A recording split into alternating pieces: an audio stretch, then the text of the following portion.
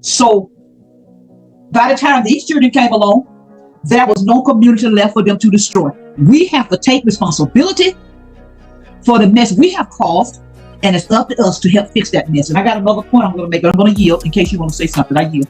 Oh, your other point. I'm so happy you said that, because you're right.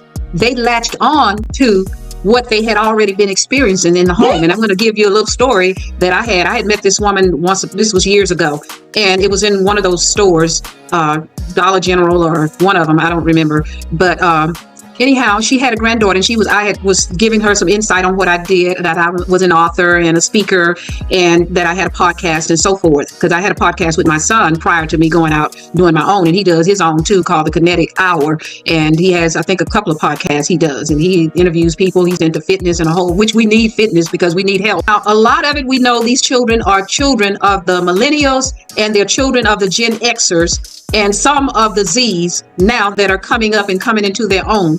So we know as baby boomers, we raised the Gen Xers and some of the millennials. So what do you think? What are your thoughts on us as baby boomers? Because I'm 74. I just turned it on Tuesday, March 4th.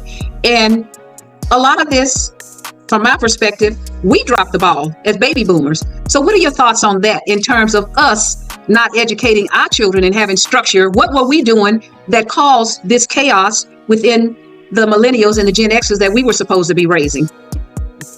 Well, one thing is, when we talk about how they're not responsible for their children, but we weren't responsible. A lot of us weren't responsible for our children. We know